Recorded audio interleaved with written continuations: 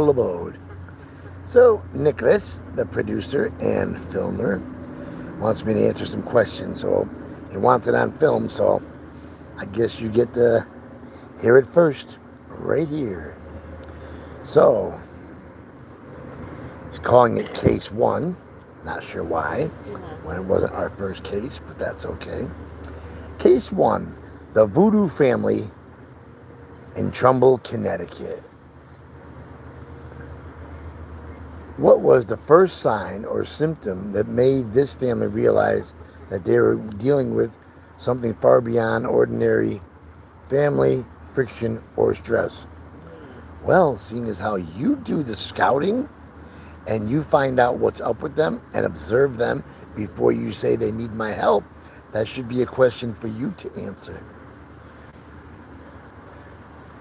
But they were the kids, well, they're all in tune. The kids were crazy that I was noticing things in their house that they didn't notice.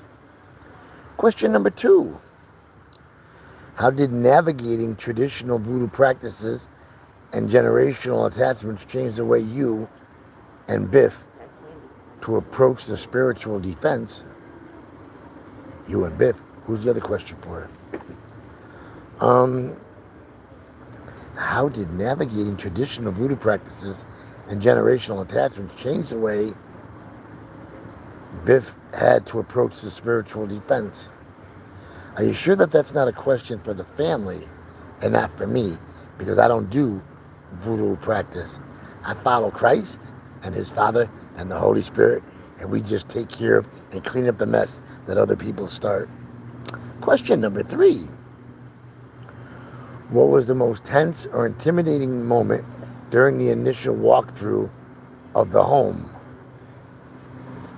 Felt nothing off, nothing intense, nothing going on. I did pick up, however, I felt one of the kids might be having issues with the other side and being attacked. And one kid denied it, the other kid acknowledged it. How did the family react when you first told them the true depth of the spiritual intrusion they were facing? They were amazed with my in-depthness. They melted right into me as if I was family. It was beautiful. They were very, very welcoming. I mean, if they're playing with voodoo, I don't know, they're not playing with the dark end of it, the black magic end of it, or crap end of it. I didn't catch anything severely off, wrong in the house or even with them. What was the biggest challenge in cutting those spiritual ties without causing even more chaos for the household? Well, it's not a challenge when you walk with Christ. Looking back, what is the main takeaway for anyone who accidentally or intentionally opens doors they don't understand? Do not be afraid to tell others that you think you done messed up and that you need to find somebody to help you cut the cords, close the portals, close the doors, and remove anything that you might have picked up on you or into your home. That was a good question. Case number 2, the demonic bartender exorcism. I know who he's talking about. It turned out to be a longtime friend of mine. So when she walked in, I'm like, oh, people are going to think I set this one up because they know I know her and she knows me. So I was like, let's see how this is going to work out. And lots of times, people who know you, that know you before you opened up your mouth or came out of the proverbial closet, I think there's probably going to be more people that are more hesitant, except for now that they've been watching me doing this for a couple decades. Now they're like, holy shit, this is real. I thought it was just amazing to first meet someone that I had known and that you had connected through your reachings out, and she appeared. How did a high stress, fast paced setting like a bar invented to amplify the intensity's aggression during the exorcism. Well, are these questions for me or are these questions for her? Because we did not do the cleansing in the bar. We did the cleansing in my house. And she's the one with the high anxiety, if she has high anxiety of the bar. Question number 2. At what exact moment did everyone in the room realize this wasn't just standard burnout or heavy stress, but full-scale possession? I found this pretty easy for me, pretty smooth. This seems to be your favorite one.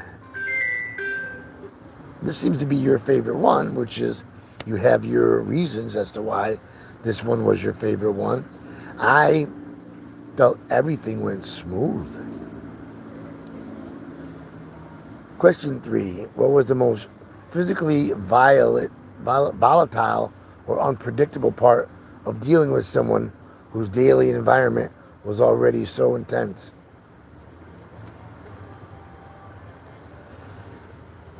Again, that sounds like you're asking how intense the environment is of her location that she was working at. Are you sure you curtailed these questions for me only? Question number 4. How did you and Biff manage to keep the energy grounded while working inside such a public or high pressure workspace? The demonic bartender. Do I have the wrong case? Are we talking about the bartender that works in Waterbury? I don't recall working on a bartender that was in a bar. Okay. Bear with me one second here. Ain't this some shit?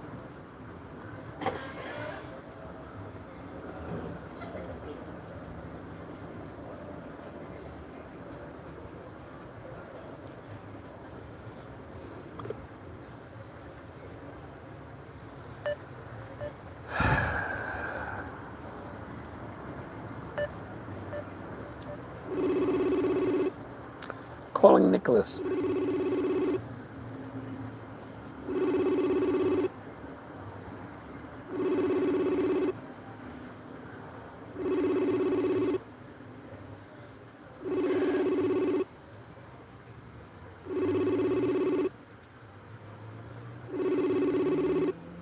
Well, Nicholas isn't answering. I don't recall doing an exorcism on a bartender during her business hours. I just don't recall it.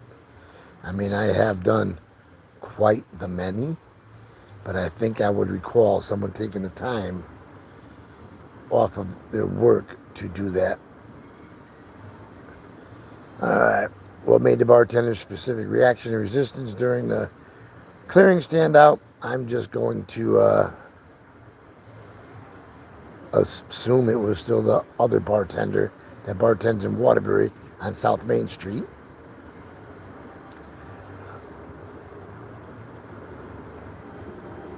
And I don't know why he would ask questions over a year after things are done. Probably should learn to come up with some quick questions immediately after these cleansings and exorcisms are done. Maybe he's using the same question. You're going live, Wanda, so you're welcome. You want to chime in with your name? Introduce yourself first before talking?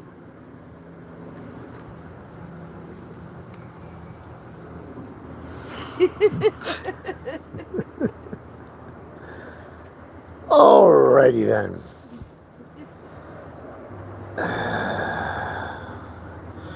Question number 6, in case it's the right person. What kind of toll does it take on a person when an aggressive attachment latches onto them right in the middle of their daily grind? And that's not me. I didn't have the attachment latch onto me. That's a question for her. Moving on to case 3. The paranormal team, dramatic exorcism, I spook. All right. So he's asking for something that just happened this Friday. And this Friday was off the hook. I helped out a friend. He brought his close brother in Christ here. And we cleansed him and removed a bunch of crap. And that was cool as hell. And then he didn't have the, so after that, that was in the afternoon. In the evening time, I Spook Paranormal showed up. And we had 2 separate episodes. We worked on one person upstairs in my living room and the second person downstairs. And I'm going to talk about the downstairs one because that was off the hook. Question number 1. When a seasoned paranormal investigation team gets completely in over their heads, what is the biggest challenge of stepping in to clean up the mess? All right, so that will be speaking about the first one, not the second one. So they didn't want to tell me what was going on, and I had already called it before they even showed up. So they're bringing along people with them. They have 2 main investigators, and they bring along one lady who can feel energies and another lady. And the one that can feel energies picked something up in their investigations. I called it out before they showed up, and I was under spiritual attack before they even showed up. I gave a quick little 1-minute video saying that things were going to go down, and I was sweating so profusely that I didn't even have a shirt on, and people were like, wipe the sweat off your head. And I'm like, they have no clue. Spiritual warfare is no joke, folks. Playing with evil, Ouija boards, other things that can bring in demonic stuff, no joke. You better have somebody that can clean up somebody's mess. So luckily, I Spook Paranormal has been traveling the country doing their other work and taking advantage of their other work to do paranormal investigations while they're in states. So they hit me up, told me they had something for me, that they were in state. So we lined it up for Friday. And let's just say we cleaned up a lot of mess. And it's just, what is the biggest challenge stepping in to clean up the mess? There is no big challenge. I mean, like, I don't want my ego to sound too big, but when you have Christ in your corner and his Father in your corner and the archangels, and you pray and the gift fires off and the energy lights up and they come to help because you've called them in, there is no challenge. Well, I don't say there is no challenge. It's not as hard as it would be for a group of exorcists. They take hours, sometimes days, and multiple people, and they got to chip away, like rotating with a sledgehammer, driving spikes in a railroad track. I'm just blessed beyond many of man's comprehensions that makes this seem easy, fun, comical, because my backing is off the hook. All right.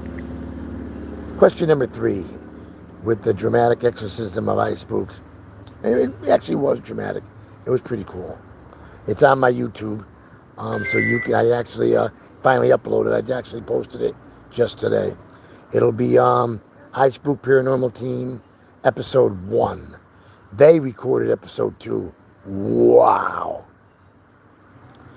Question number 3: why did this particular case trigger such a raw, dramatic meltdown compared to standard residential investigations?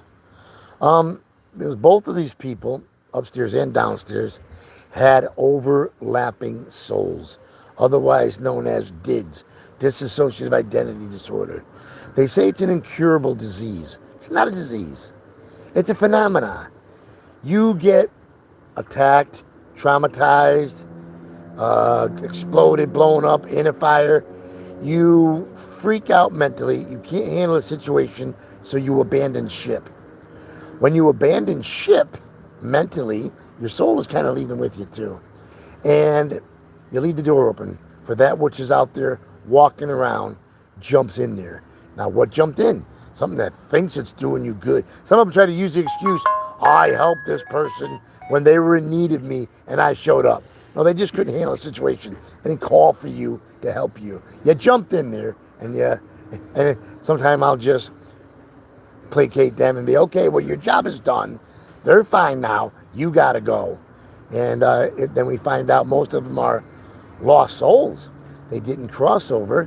And so we bring in their loved ones or another loved one from heaven that comes down so they know that we ain't joking. And then they're like, their mind is blown because they've been lost in different realms, and we're bringing in someone from heaven for them, which the second one last night, mind blowing. I'm not even going to give away who showed up.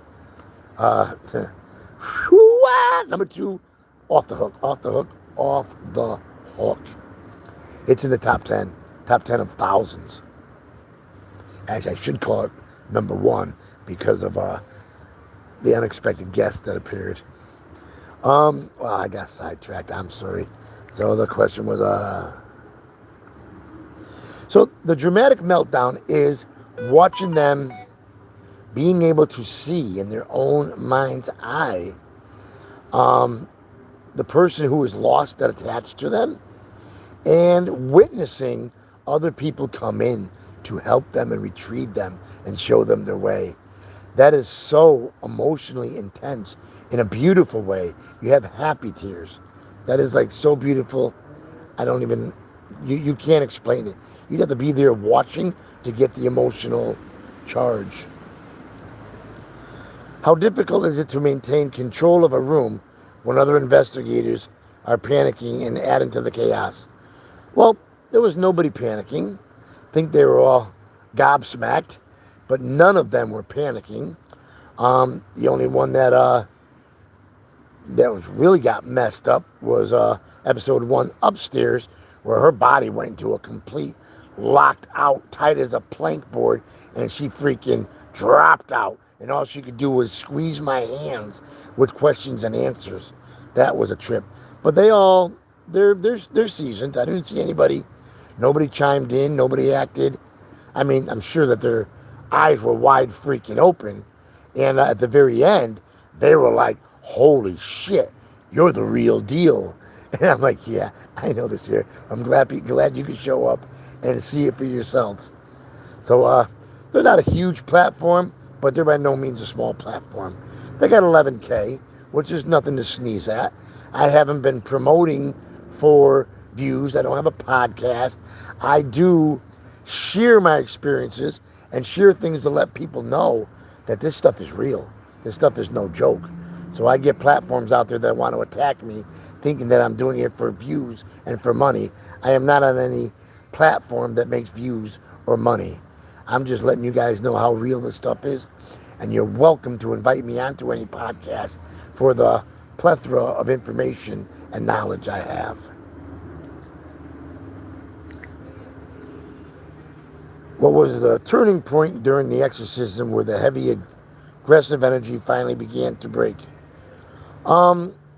With episode number 1 upstairs, there was her just tensing up and falling back and falling out. So it wasn't aggressiveness, it was destroying the adversary, and it just faded back and faded out. There was no aggression forwards towards me. Number 2, downstairs, no aggression towards me either.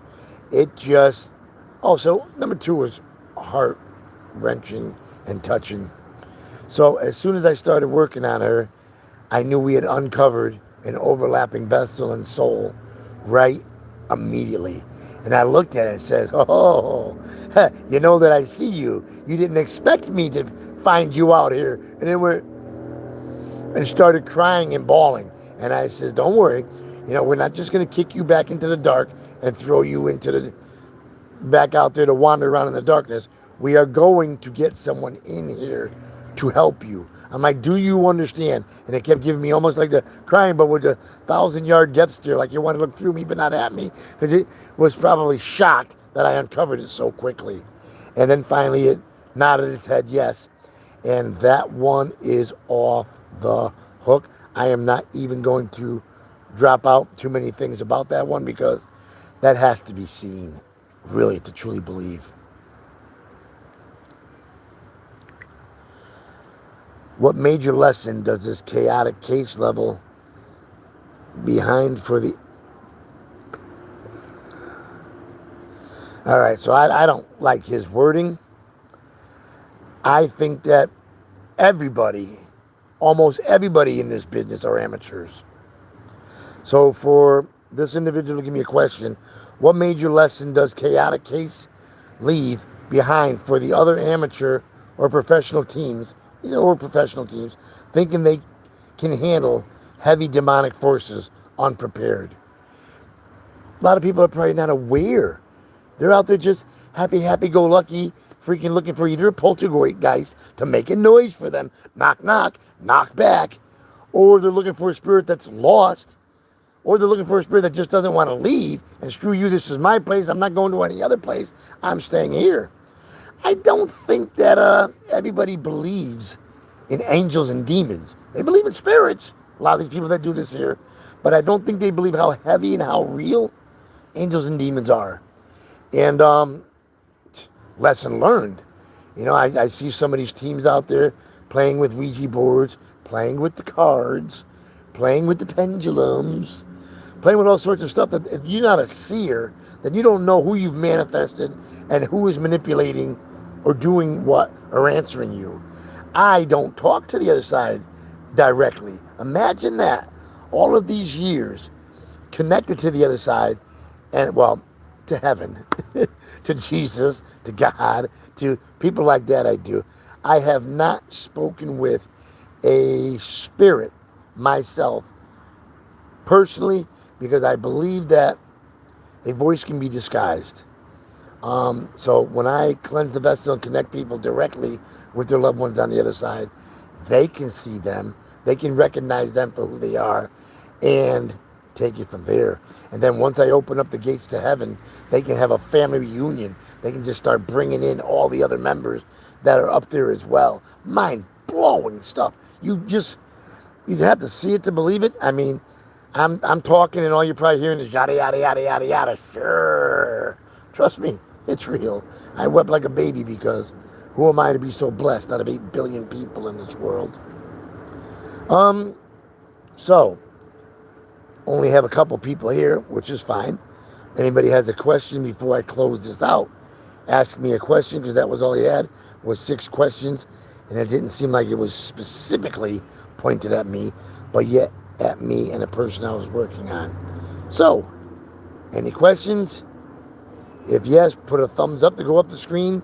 If not, and you're good, and you enjoyed it, just put a heart up the screen, and I'll close this out. And we'll send it off to Nicholas if he didn't already tap into this to see it. Okay. No thumbs up, no hearts, no nothing. All right. God bless you all. Try to not embrace the yin and yang where you're accepting and liking both light and dark. Try to stay with the light. You're never going to hold off the dark. So you're never going to be perfect. You're never going to be pure. We all fall short. So if there's a vampire outside, you're not going to say, I'm not going to put garlic in front of my door because I want to embrace both sides. Yeah, no. Take care of yourself. Protect yourself. If you are going to play in this field, be careful. God bless. Bright light. Namaste. Assalamu alaikum. And every other greeting that there could be to you.